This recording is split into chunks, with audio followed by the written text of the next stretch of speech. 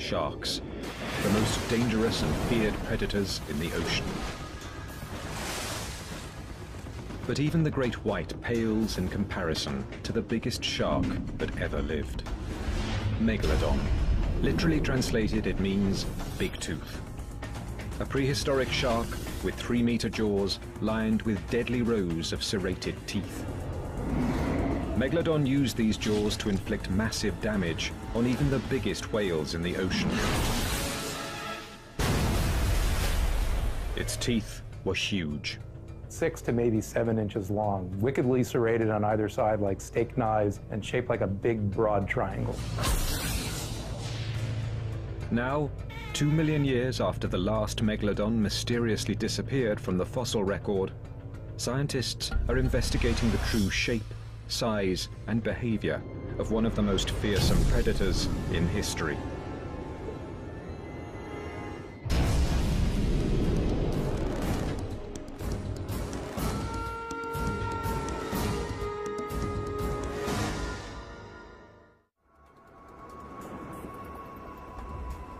Seawater covers almost 70% of the Earth's surface. This is where life on our planet first began, and some of these early underwater creatures were big predatory fish. Giant squid, stingrays, toothed whales, and other dangerous predators have long roamed the sea. And 300 million years before T-Rex took its first bite, an apex predator was scouring the watery depths. The shark.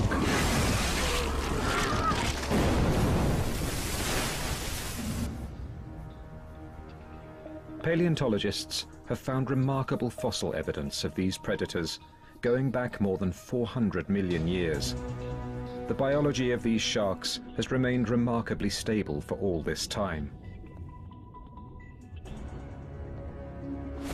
If you looked at a shark from, say, 350 million years ago, you'd have no trouble identifying that as a shark. I mean, it might have some differences with what we think of as sort of the conventional look of sharks today, but you would not be confused. You would know right away that you were looking at a shark.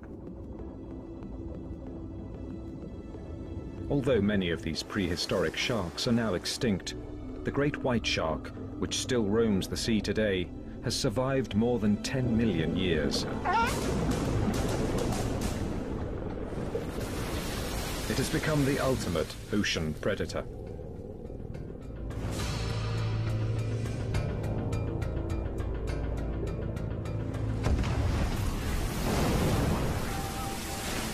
But the great white paled in comparison to another giant shark that ruled the 7 seas, dominating every other predator in the ocean. Megalodon. Literally translated, it means big tooth. Megalodon was a giant fossil shark, lived from maybe 25 million years ago up till about 2 million years ago. The largest oceanic predatory shark that we are aware of in the fossil record. Fantastic, huge, enormous predator that the likes of which the oceans hadn't seen before or since.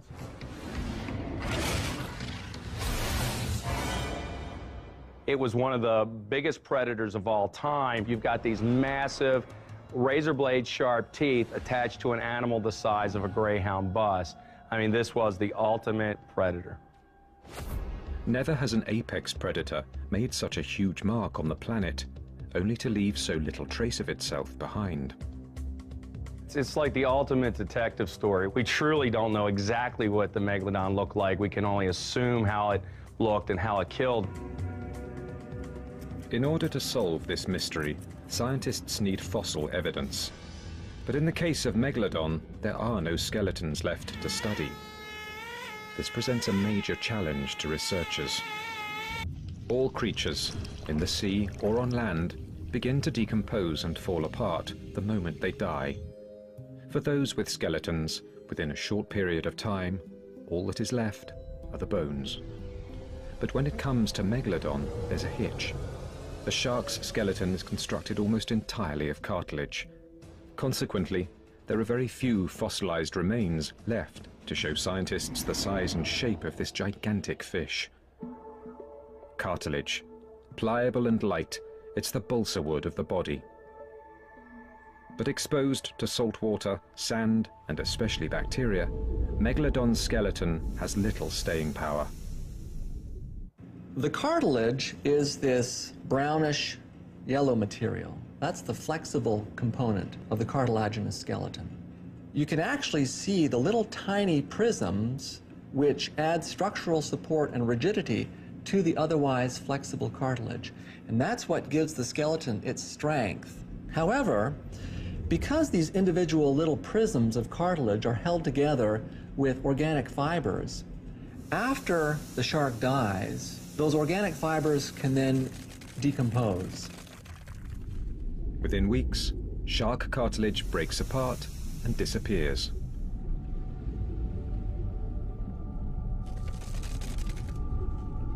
The teeth, protected by an enamel coating, are one of only 2 parts of the skeleton to survive. These massive teeth are extremely long. Scientists are using them as the building blocks to reverse engineer the giant shark. The only other known fossil remains are a few small pieces of backbone. The Calvert Cliffs, along the Chesapeake Bay in Maryland, are a well-known site for uncovering fossils of prehistoric sharks. Dr. Stephen Godfrey has been digging for fossils here for more than 10 years.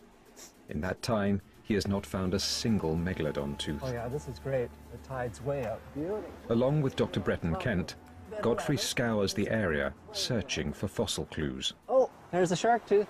Little one. Yep. Oh, and there's some bone right here. This was for about a 12 or 14 foot long shark. The root's missing. It's just the crown. You gotta see this. After a few minutes of searching the face of the cliff, Dr. Godfrey spies something about a meter up the wall.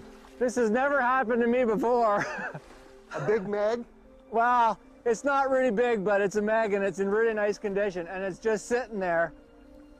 This is so sweet. You can see the serrations on it. It's pristine. I mean, check that out. Oh, absolutely Look at perfect. That. Look Oh, at that is gorgeous. Incredibly, on the one day cameras are there to record their fossil hunt, Godfrey extracts a rare 10 to 12 million year old megalodon shark tooth from the clay-laden cliff. Nice upper lateral. Beautiful Doesn't condition. get any better than that. Look at that. incredible. That's beautiful. A gorgeous one. That's very nice. One of the interesting things about this tooth, if you notice the tip, there's a compression fracture on it. Compression fracture is when the tooth bites down vertically and strikes something hard like bone. It actually, instead of producing a flake off of the side, it actually crushes the tip to powder. And compression fractures themselves are very common on megalodon teeth. Compression fractures and other violent accidents from biting down on their prey have resulted in a unique biological adaptation by sharks over the last 400 million years. Constant and lifelong tooth replacement. Over a 25-year lifespan, a shark will shed approximately 20,000 teeth. Other predators, such as crocodiles, also replace teeth, but to produce so many in a lifetime is a characteristic unique to the shark. The shark's mouth and gums contain an endless conveyor belt of replacement teeth just below and above the gum line, waiting to flip forward and take their place in the front row of teeth. These megalodon teeth can unlock a tremendous amount of information about this creature. Once you find a big tooth, the rest is gravy. The day has been made. Yeah. With the found teeth piling up in museum collections around the world, interest in megalodon intensified over the last few centuries. In 1909, ichthyologists and paleontologists in New York at the American Museum of Natural History labored with great effort to build what they thought was the ultimate megalodon jaw. The finished jaw caused a sensation, showing a gaping, 3-meter-high collection of nasty, sharp-edged teeth. But they'd made some crucial errors in their reconstruction that paleontologists continue to correct and refine even today. Zoologist and shark collector Dr. Gordon Hubble has been studying shark teeth and jaws for 4 decades. Back in early 1900s, when they reconstructed that megalodon jaw, besides having a problem with keeping the teeth in the jaw, They didn't know the dental formula, they didn't know the dental arrangement of Megalodon, so the teeth were just put in kind of haphazardly. In constructing the display, the scientists appeared to have chosen the largest teeth available from fossil deposits around the world, and the dimensions reflected that. The jaw was enormous. The 1909 effort eventually raised questions. Would the teeth going front to back all be that large? And then there were the sheer number of teeth in the jaw. It seemed excessive. This version of Megalodon had more teeth than the modern great white. These doubts fueled an even larger debate. Is the modern great white shark the best comparison model for the size and shape of Megalodon? How closely related are these creatures from the deep? Brian Johnson has been studying the living great white shark up close and personal in the waters off the coast of South Africa. I think when the guys discovered these huge fossilized teeth, they wanted to find something in today's world that possibly was similar. And the only real shark that springs to mind is the great white shark. And so this is why you always get this constant comparison between the great white and the megalodon.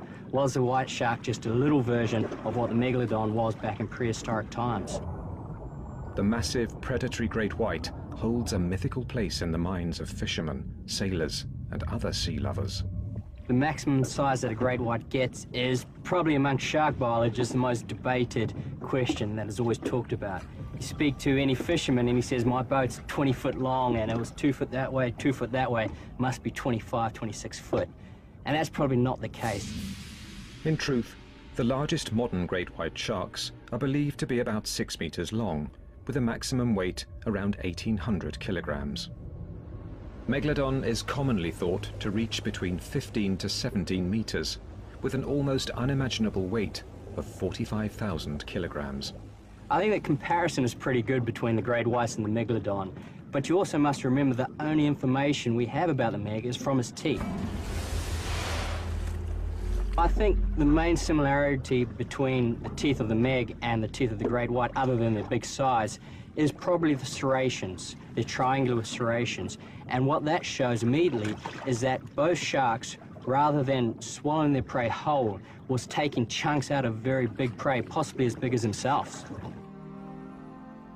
In 1988, scientist Gordon Hubble received a call from a fellow fossil collector about a remarkable find at a phosphate mine in Florida. Larry Martin had uncovered a set of 95 teeth from one megalodon shark. This matched set became the holy grail of megalodon research. They unlocked part of the mystery surrounding this astounding creature.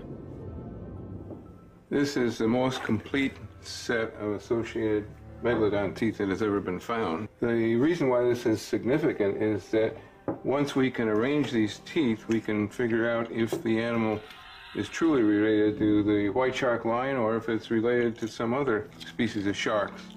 80 years after the first jaw was constructed, Hubble's teeth may hold the key to understanding the true shape and size of the greatest predator the sea has ever known.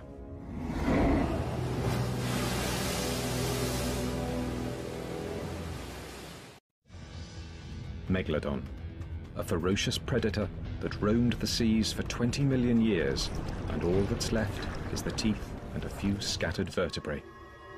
In 1988, Gordon Hubble helped to identify the most complete set of megalodon teeth. But how did these teeth fit together inside the shark's jaw? Hubble was stumped. It led to about 10 years of frustration because we didn't know at the time for sure what the dental formula on the megalodon shark was.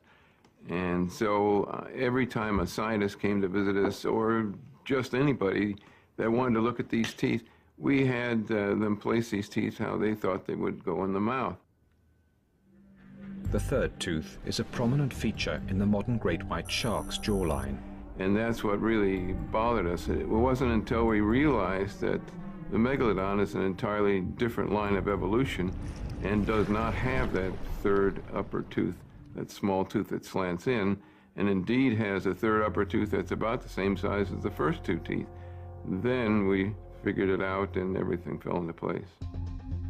There are 24 teeth in the upper jaw. The lower jaw has a total of 22 teeth. Behind the 46 teeth in the front row, approximately 200 more teeth lie in rows, waiting to flip forward to the front and take their place on the predatory battlefield. Other scientists and museums were now interested in taking that knowledge and putting together a realistic megalodon jaw recreation. Fossil collector John Babiars has amassed a huge collection of megalodon teeth. With the help of museum curator Brad Archer, he undertook the task of building an accurate recreation of the megalodon jaw. No one had done the project before, at least not in the scale that we wanted. Babiars and Archer worked diligently to figure out the shape and placement of the upper and lower teeth, using models and pictures of great white jaws and earlier megalodon reconstructions. Right off the bat, we figured, oh, damn, these teeth aren't going to fit because they're way too big and there's no room in the jaw, unless the shark only had 4 teeth in a row. We know that's not correct. First, the teeth are sanded smooth.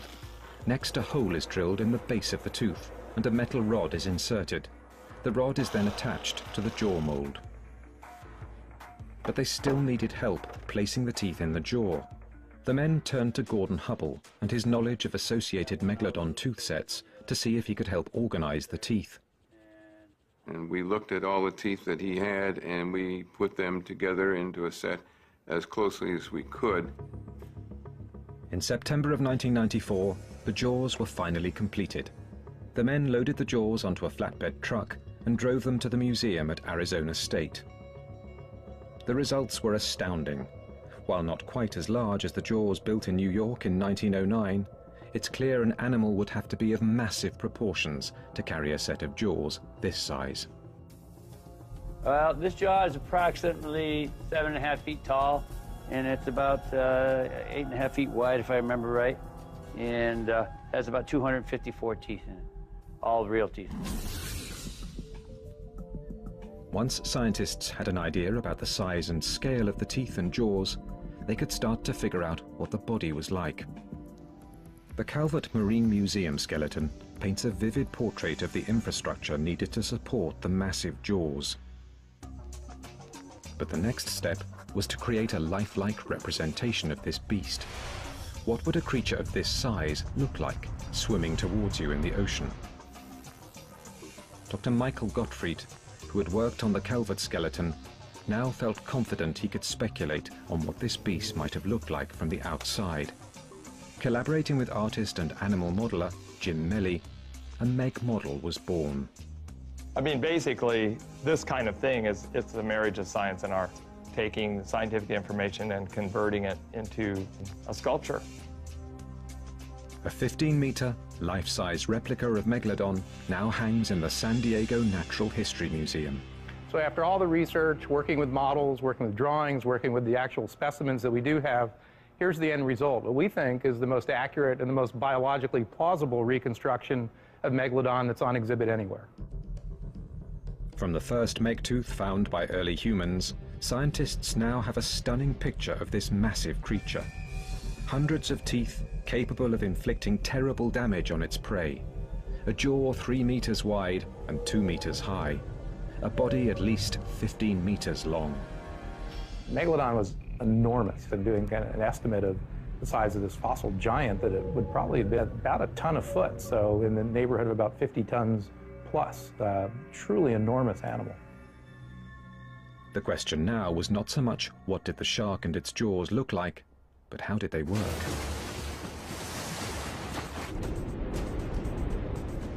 Scientists sometimes look to the biting and killing behavior of the modern great white shark to try and understand how Megalodon behaved. Both sharks are thought to use the same thrusting, sawing motion to rip gaping holes in their prey during an attack. An expedition with Ryan Johnson into the shark-filled waters off Marcel Bay, South Africa, provides a rare glimpse of this behavior. Oh, look at that one. He's a player. Fresh fish liver acts as good shark bait. It's not long before the first strike. Yeah. There we go. Go, thrashed it. So now you hold it. He's going to start doing his head shake. There he goes. Shake. Shake. just a little one. See, when he grasped it, he started biting, but then once he really got a hold of it, he started shaking his head back and forth. And that really what makes the white shark unique, is that not only does it bite and try to grasp the stuff and swallow it, it starts thrashing its head back and forth and trying to remove pieces of the meat of the prey that it's eating. But observation from the deck of the boat is not good enough for Johnson. To get a complete understanding of how the great white swims, you need to get in the water with the shark. New audio techniques provide real-time commentary on what Johnson is seeing. All of the great white's power for its swimming is coming from its tail. But what engines this is these two muscle bands, two red muscle bands that go from its body right down to its tails, and they just work like two big pistons going back and forth, back and forth. And this makes it one of the most efficient swimmers and predators in the ocean. We did some experiments a few years ago in which we calculated the speed of breaching great whites, see how fast they were coming out of the water. And these things were hitting up to 19, 20 miles an hour. Megalodon would probably have needed the same speed and power 12 million years ago. The smaller, more agile Cetothere whale, similar to the modern-day minke whale, would have been a fairly common prey item for Megalodon. Still, they were a tough test for Megalodon's hunting ability. Although this whale was only 1/5 the length of the adult Megalodon, it still weighed a massive 9,000 kilograms. Using its powerful tail muscles, the 15-meter carnivore rockets towards the surface. The whale may not have a higher top speed than the Megalodon, but it was more agile. With its awesome power and speed, the Megalodon had the ability to leap above the surface of the water with a 9,000-kilogram whale still in its jaws. In a matter of moments, dinner was served. With one quick kill, Megalodon had proved that it had the strength and agility to rule the oceans of the world.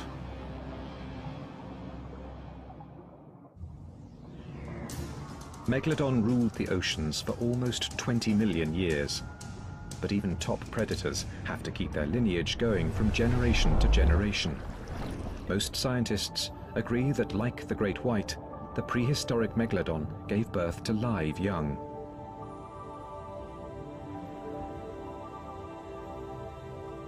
The Megalodon probably gave birth to only one pup at a time. When you consider that a neonate, a pup, would have been anywhere from perhaps 7 to 10 feet long, that's already a very large shark. And those baby sharks were hungry. I can see no reason why they wouldn't have been born ready to attack larger prey items.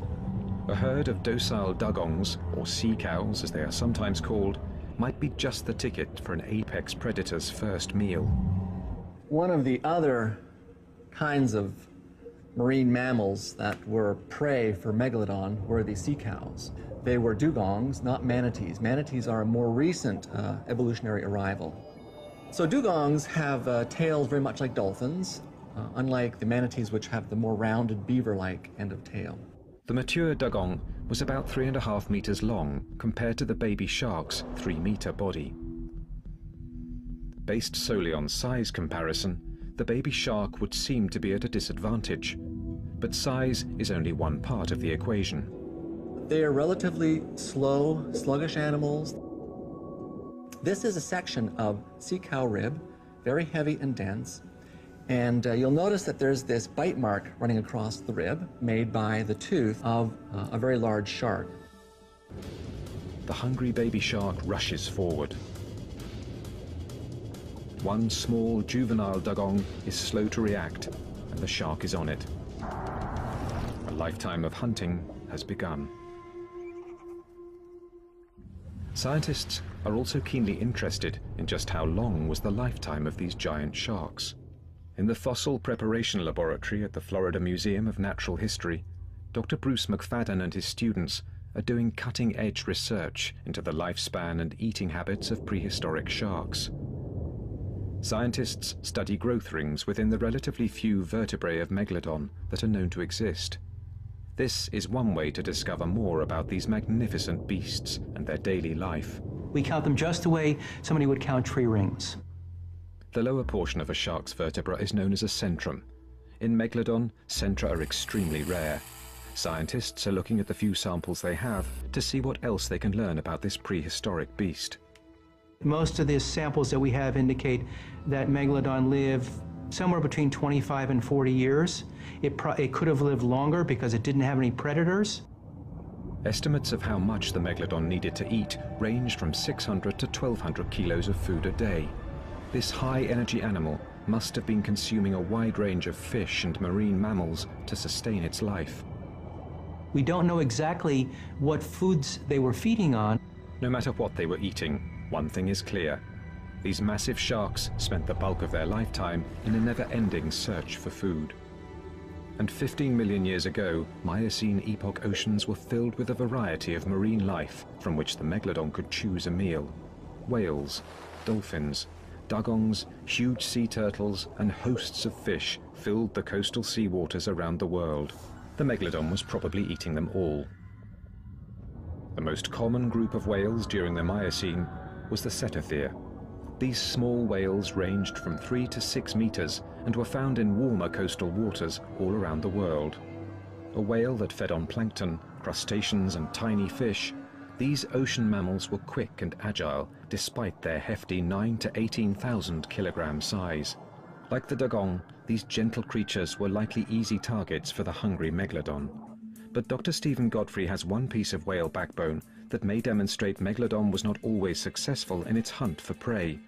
Unfortunately, the surface of the bone is worn, and the secret to what happened to the whale is hidden from sight inside the vertebra.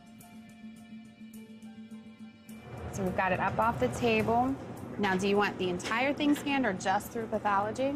The modern CAT scan can help. Godfrey uses today's technology to look back some 12 million years. It reveals the severity of the ancient whale's injury. A compression fracture runs the length of this vertebra. Dr. Godfrey theorizes what might have happened when the small whale was attacked by the massive Megalodon. I believe that this whale was hit by the giant Megalodon, and that intense impact caused the vertebra to experience this intolerable strain that popped the bottom of the vertebra off, pushed it forward, and the healing that went on here in this vertebra is evidence that, in spite of the intensity of the impact, it survived. It is the story of one Megalodon's missed prey opportunity and one whale's fight to get away. Perhaps this time, when the prowling Megalodon looked up at the surface of the water, there was a pod of 3 whales swimming by, full-grown adults closer to 6 meters and weighing in at 18,000 kilograms. The Megalodon positions itself under the whales for an ambush.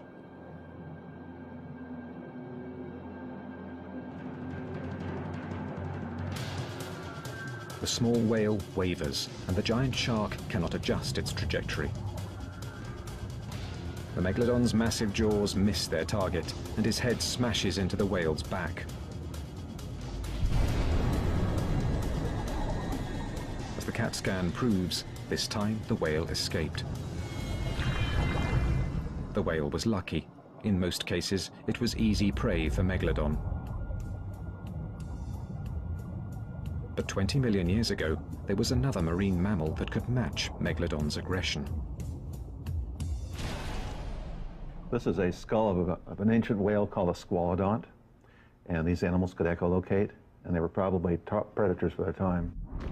Squalodon would have been a pretty formidable opponent. Squalodon didn't get as big as Megalodon, but they got pretty good size. 25, 30 feet, I think, would be a pretty good estimate for a reasonable sized Squalodon. Squalodon was a top predator, like today's transient orcas. If we want to interpret any behavior of an extinct animal, we have to look at modern animals. In the case of these squalodonts, we would probably look at the modern killer whale. Whales have been known to attack sharks. It's not simply a one-way street where sharks attack whales. Squalodon, at a maximum length of 9 meters, would not have taken on a 15-meter Megalodon by itself, but they would fight. If the Megalodon spotted a Squalodon, it wouldn't have hesitated to attack. Scientists believe these marine mammals may have traveled in pods. Squalodon, being a big toothed whale, would have been a highly intelligent animal. Megalodon, not so much. Higher reasoning powers in sharks, not as nearly as well developed as what we find in marine mammals. Even an enormous animal like Megalodon is going to feel this punch in the gills.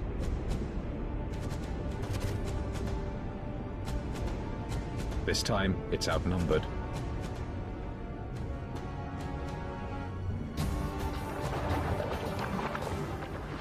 The first Squalodon may not survive for long, but the Megalodon has sustained a few battle scars of its own. Not all attacks were successful. Like all predators, only a certain percentage of their attacks actually result in killing a prey that they then consume. But prey species other than squalodons and dugongs may have provided richer pickings. There were also large whales swimming in the coastal waters of the Pliocene epoch. Really large whales. And when Megalodon wanted a three-course dinner, it may have gone after a beast even bigger than itself.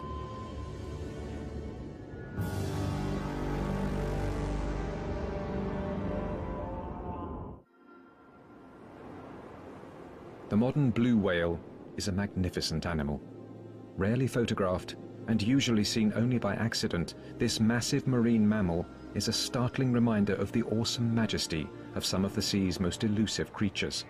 5 million years ago, the whales Megalodon encountered may have been almost as impressive.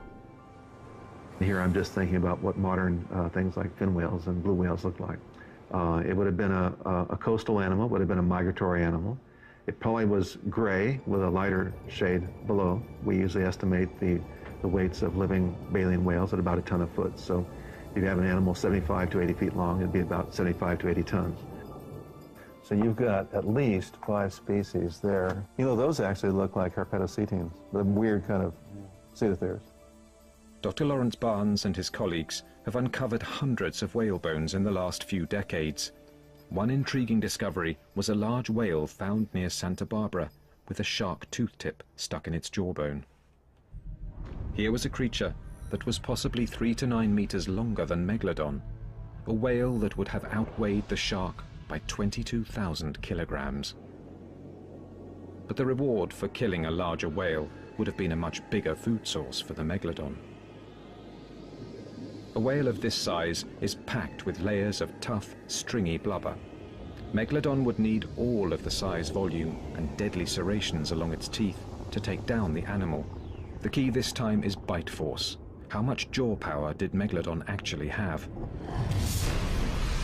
At the University of New South Wales in Australia, Dr. Stephen Rowe is using high-tech computer sleuthing to try and understand the cranial mechanics of bite force found in modern and prehistoric animals. Bite force is the amount of pressure applied when the jaws of an animal bite down on its prey. What's generating the bite force here are the actual jaw closing muscles. What we're looking at is a simple lever system. So we apply force on one end of the lever and we get a reaction force on the other end of the lever. Rowe's process for understanding bite force in sharks starts with the gruesome task of CAT scanning a shark head at a local hospital. I then build a surface model, and from that I can then create a solid 3-dimensional engineering model or finite element model. From this engineering model, Rowe has figured out the potential maximum bite force of the modern great white shark. In the case of a really big white pointer, we're predicting a bite force around about 4,000 pounds. These largest of white pointers are really pushing the envelope as far as living animals are concerned.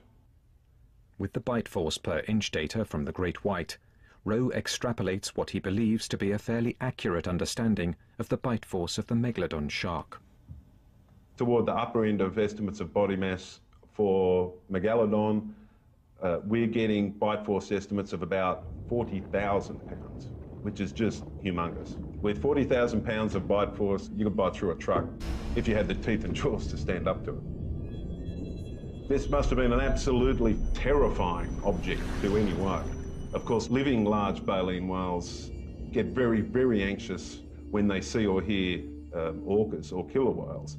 but the sight of one of these guys coming at them must have been just absolutely horrific.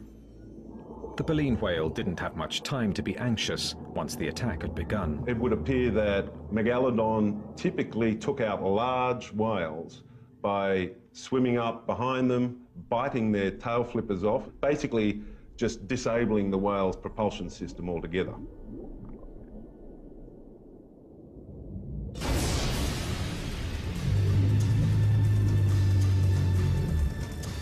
This is certain death for the whale as he bleeds out through a gaping hole in his artery. But with no hands to hold down his enormous prey, how did the megalodon keep the 68,000 kilogram whale from swimming off after one bite to the belly or throat? At Wright State University in Ohio, paleontologist Chuck Ciampaglio has constructed an experiment that demonstrates the deadly potential of the megalodon to attack a giant prey item. A high-density gel mold will simulate whale flesh. The centerpiece of the demonstration is a set of mechanical megalodon jaws that he believes simulates the unique jaw motion of the shark's mouth. These jaws are really interesting because in addition to being able to lift up and down, they also are highly mobile in a forward direction, just like modern laminids and megalodon would have been also. The metal jaws are firmly attached to the table, and instead of having the jaw attack the mold, the bite is replicated by having the mold rolled into place inside the mouth. The shark uses its lower teeth to initiate the attack and hold its prey in place. We can see the lower teeth anchored into the flesh a good 3 inches. It's already starting to tear the flesh. This is holding down the flesh, and now the top is going to make its bite. The upper jaw bites down on the prey with its powerful, serrated teeth. At that point, megalodon would thrust back and forth until a bite was made. The bottom jaw continues to anchor into the gel flesh, while the unique upper jaw, with its ability to move somewhat independently from the rest of the skull, takes bite after bite, pulling flesh into its mouth as it continues to feed. Okay. What we've created are massive wounds to our prey item. We can see that the teeth have made huge gouge marks, have split off nearly half of the flesh. Now, if this was the actual shark, this piece of flesh would extend out in both directions, probably 3 or 4 feet because of the size of the jaws. And you would have probably nearly 40 teeth sinking into the flesh. The mechanical jaws leave no doubt about the powerful combination of bite force and cutting power that megalodon used on prey like the Santa Barbara whale. Within minutes, the whale is nothing but a tasty carcass floating south along the California coast. For one more day, megalodon has found a meal, a very big meal. But unfortunately for megalodon, during the Pliocene epoch, ocean temperatures started to cool. The numbers of whale species were also diminishing. Megalodon's reign as the all-time apex predator of the sea could be nearing its end. Megalodon disappeared from the fossil record during the Pleistocene epoch, around 1.8 million years ago. Scientists are unsure why this efficient hunting machine's time at the top of the predator list came to a close. Extinction is always something that fascinates people. We want to know not only how things live, we want to know why they died, why they're no longer around, why they're no longer with us. The assumption there, though, is always that extinction is somehow the fault of the animal or the species that goes extinct. It's because it was poorly adapted or a negative thing. That's not necessarily always the case. Clearly, species want to perpetuate their existence. Paleontologists are unsure what finally killed off the shark. Could another apex predator, like the killer whale, have wiped out the megalodon? Another intriguing possibility is changes in climate. 6 to 1.8 million years ago, just as megalodon teeth disappeared from the fossil record, scientists have noticed a cooling in the ocean temperatures. This may have adversely affected a shark accustomed to swimming in warmer waters.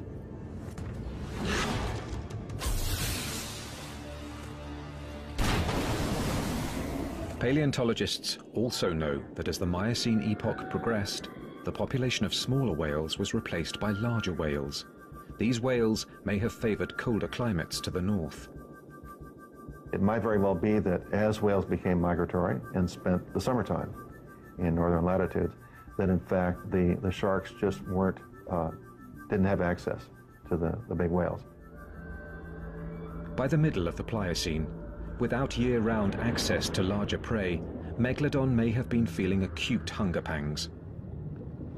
With a loss of a large portion of the whales, perhaps 3/4 of all the whale species at the time, we ended up losing a major food source for Megalodon. The giant shark would have become increasingly desperate for food. Cannibalism was always a possibility with Megalodon, but could have increased as other sources of food thinned. Smaller Megalodon teeth have been found in deposits alongside other marine mammals that were prey items for the shark. There is speculation that these juvenile Megalodons may have been at risk from bigger, hungrier Megs. The closing of the land bridge in South America may have also affected the worldwide migratory patterns of some marine animals. The disappearance of the Central American seaway and its replacement by a land bridge and the effect upon marine organisms has been debated among scientists. We look at things like even the modern sperm whales. The same species exist in both the Atlantic and Pacific. And the question is, are they going around the southern continents, or are they just very slow to evolve? It is unclear if the closing of the Isthmus of Panama that connects North and South America could have affected Megalodon. Scientists continue to search for clues about Megalodon and its demise by studying the great white shark. For starters, the modern great white is equipped with a remarkable internal heating system known as gigantothermy, which is an excellent survival tool. Most fish are cold-blooded, and the great white isn't. It's warm-blooded. It elevates its body temperature up above the ambient water temperature, which for a long time was a characteristic solely assigned to mammals. And they do that with a special system of blood vessels that actually warms the blood that supplies critical parts of the shark's sensory biology, so the eyes, the nose, particularly. Paleontologists have not yet figured out if Megalodon possessed this extraordinary biological capability. If they did not, as temperatures cooled, it's possible the great white was in a better position to withstand the dip in the ocean temperatures. More importantly, scientists believe having more variety in its diet probably helped the great white shark. While Megalodon was primarily preying on larger marine mammals, the great white was able to eat smaller prey items and fish. They need less biomass to keep going. There's probably not as much pressure, if you will, as there is on an apex predator the size of Megalodon, which would need a tremendous amount of biomass to maintain its existence. In essence, unlike the great white, Megalodon may well have eaten its way out of existence. The great white was clearly a more adaptable animal, and as a result it flourishes in oceans around the world to this day. But the question of whether these two magnificent sharks were related continues to interest scientists. Paleontologist Chuck Ciampaglio and other experts insist there was little direct relationship between Megalodon and the great white. According to Ciampaglio, advanced computer technology underscores the differences between the two animals. I think one of the things I'd like to see cleared up is that to allow Megalodon to be called, you know, Carcharocles, Megalodon, change the name, separate it out from the great white, and let's get on with business at this point. The great white tooth and the Megalodon tooth do have some markings in common. Both are triangular and serrated. But the great white tooth and its prehistoric ancestor have little or no scar at the base, whereas the Megalodon clearly has a prominent chevron-shaped scar. And blowing up the great white tooth to the same height of a Megalodon tooth reveals that even at the same length, the great white fossil tooth is noticeably thinner and more gracile than the Megalodon tooth.